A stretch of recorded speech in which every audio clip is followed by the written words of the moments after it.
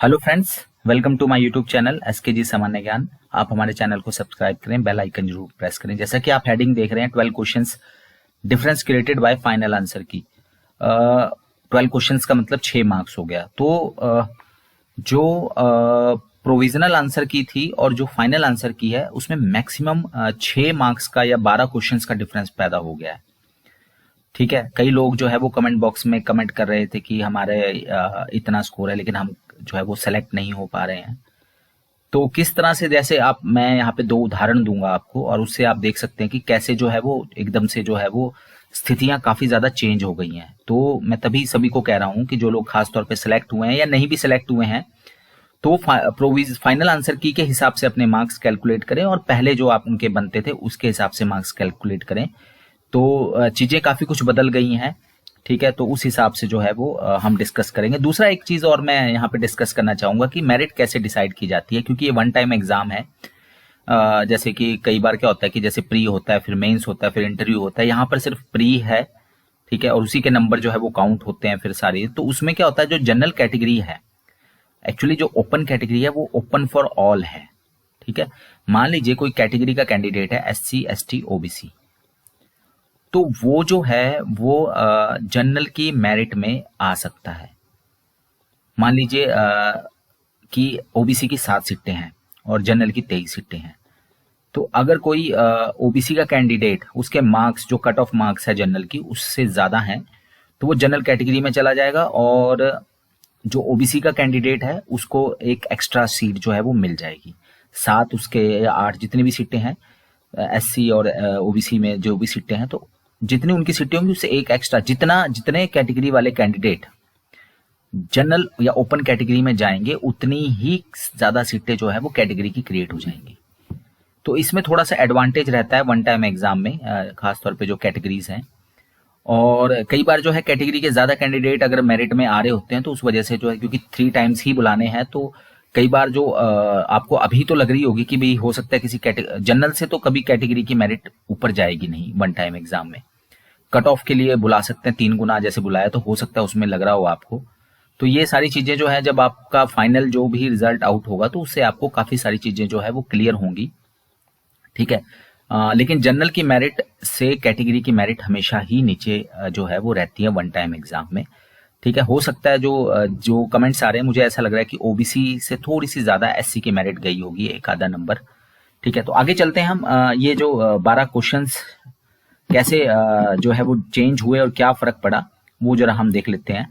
अब जैसे आप सब जानते हैं कि जो हमारा जो मार्क्स टू ऑल थे, 4 क्वेश्चन के सभी को मार्क्स मिले हैं और आंसर की जो चेंज की गई है वो भी 4 क्वेश्चंस की चेंज की गई है।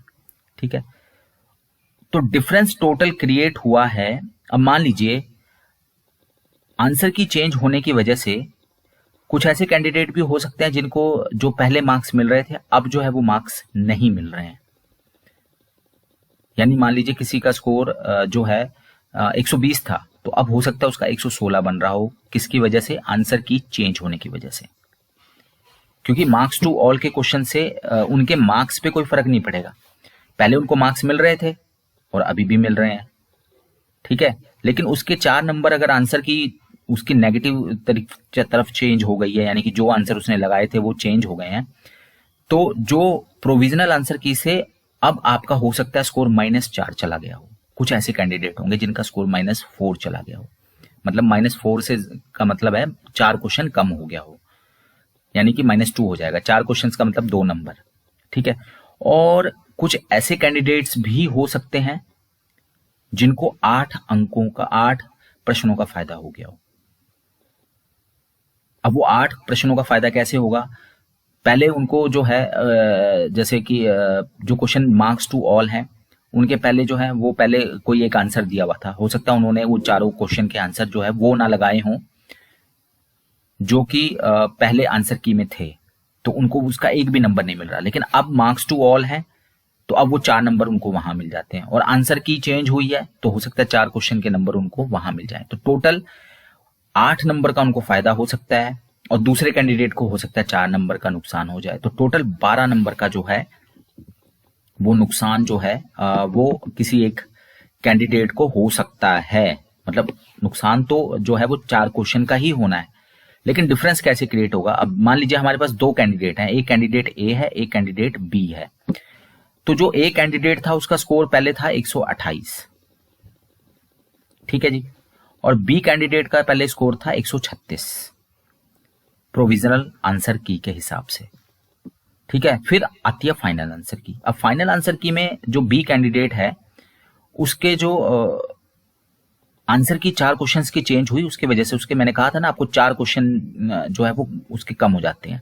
पहले जो उसने आंसर की लगाई थी, अब आंसर की जो बदल गई है और वो आंसर की जो है वो उसकी ठीक नहीं है, तो उसके 4 नंबर का उसको नुकसान हो गया। यहाँ पे 136 से चला गया वो 132 पे, और जो ए वाला कैंडिडेट था उसके 128 थे, तो उसको 4 नंबर तो मिल गए मार्क्स टू ऑल की वजह से, ठीक है। इसको तो कोई फायदा नहीं हुआ ना, क्योंकि इसको तो पहले भी वो मार्क्स मिल रहे थे, इसको तो मार्क्स टू ऑल के पहले भी नंबर मिल रहे थे, लेकिन इस कैंडिडेट को शायद वो नहीं मिल रहे थे, ठीक है ना। तो 4 नंबर का फायदा इसको 132 पे चला गया। फिर इसके जो आंसर की जो थी फाइनल आंसर की में, पहले तो उसको जो ए बी वाले कैंडिडेट को तो उसके नुकसान हुआ, लेकिन ए वाले को उसको फायदा हो गया, तो 8 नंबर के इसको फायदा हो गया, यानी वो चला गया 136 पे। आप देख रहे हैं ना कि मेरिट कैसे चेंज हुई। ए वाला जो प्रोविजनल आंसर की में 128 पे था, बी वाला 136 पे था, अब ए वाला 136 पे पहुंच गया, बी वाला 132 पे आ गया।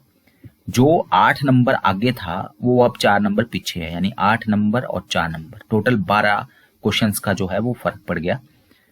और 12 क्वेश्चंस का मतलब है 6 मार्क्स, और बाकी तो 6 मार्क्स बहुत बड़ा डिफरेंस जो है वो कई बार क्रिएट कर देता है, ठीक है। मेरिट भी जो है वो इतने में ही सिमट जाती है। तो इसलिए मैं कह रहा हूं कि फाइनल आंसर की को जरूर आप लोग एक बार जो देखें। बाकी अब किसी को एक दूसरे को मार्क्स बताने की कोई आवश्यकता भी नहीं है, क्योंकि ये तो ना ही कोई चेंज कर सकता है, ना ही कोई चैलेंज कर सकता है, ठीक है। ये तो 2-4 दिन का खेल है।